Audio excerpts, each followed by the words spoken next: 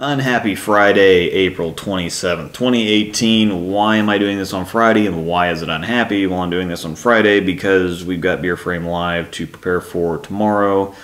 And it's unhappy because the USBC changed some rules that really won't affect or change a whole bunch of things, but people are going out of their way to try and misinterpret the rules so that they can be mad. And it was frustrating for a hot minute, but then it's kind of gone full circle and it's actually got really entertaining, so it's all good. With that said, do not miss our live stream tomorrow night at 7 p.m. Central. If you can't join us live, obviously it's going to be archived later for you to watch. We'll be covering all the rule changes in detail. I know I put out a video on it, but there's still some things that could be clarified, and I do have an update here in a second. But I'm pretty sure that we're going to be answering all kinds of questions, and it was just kind of a happy accident with the scheduling. So we're going to drink and discuss it pretty heavily. I'm guessing it should be entertaining at the very least. Now, as an update to my previous video that I made, they had a media session Tuesday night, and in that media session, Chad Murphy said that no currently produced or approved ball that they have tested has failed the new absorption limits. So the new absorption limits is the cover can't absorb the select amount of oil. They have a procedure set up for it. It just can't absorb the oil in the test faster than 2 minutes 15 seconds. The worst ball is at 2 minutes and 38 seconds. So while I previously thought, well, they're probably going to back the line up a little bit, no, there's actually even still a little bit of room for growth. So there's nothing now that's going to be affected. They did say that every ball that's being produced right now is being grandfathered in, but as they all meet the spec, there's no reason to even really mention that. So if they'd have just said that up front, that would have helped quite a bit. I don't know why they had to wait for the media session or whatever to let that cat out of the bag, but if they'd just let it out, it probably wouldn't have screamed so much, but I digress. Now, we're going to talk about all this on the stream, and I'm also going to mention this on the stream, but we're rolling out a feature called Super Chat. Basically, there's a $sign down at the chat box at the bottom, and if you make a donation, it'll pop up as a special message that will stay there for longer the more you donate.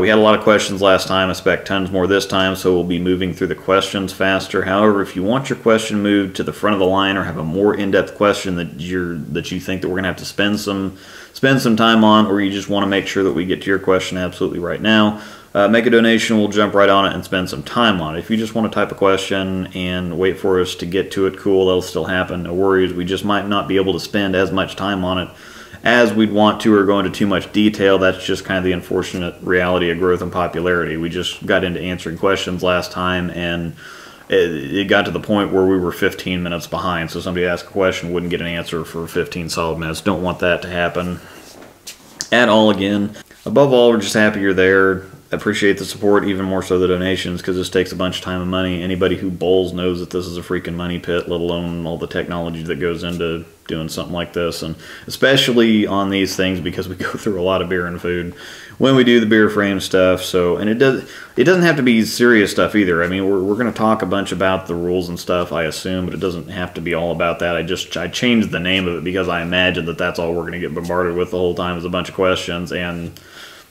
being live and being able to interact is, I think, going to help out a lot so that we can take our time with explaining stuff instead of me just trying to cram everything into a video.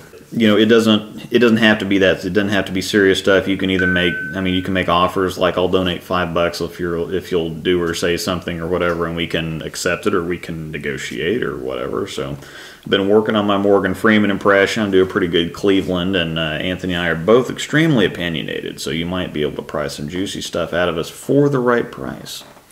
Don't want to turn this into a dog and pony show, but I know that you guys are creative, so think up some good stuff. I mean, this is supposed to be fun, remember? I know the USBC is doing their best to squash all that, but we will not be silenced, damn it. I also completely spaced the 2-month report card for Sonic on the Drive a couple weeks ago. Thanks for the reminder, whoever said something, so that got done. Likely already seen that. I'm knee-deep in my million view special, which has been a lot more involved than I expected, but it took me an hour and a half just to make the thumbnail, so I'm definitely just going to push through the video anyway. We're already another 100,000 views past a million, but, you know, heck it, we're still doing it. Still nothing new on the home front as far as new releases go. I really don't think it has much to do with the rule changes. They've been discussed for a while now, and so the USBC has been engaged in discussions with all the manufacturers, and so they knew that something was going to happen or something was likely going to happen.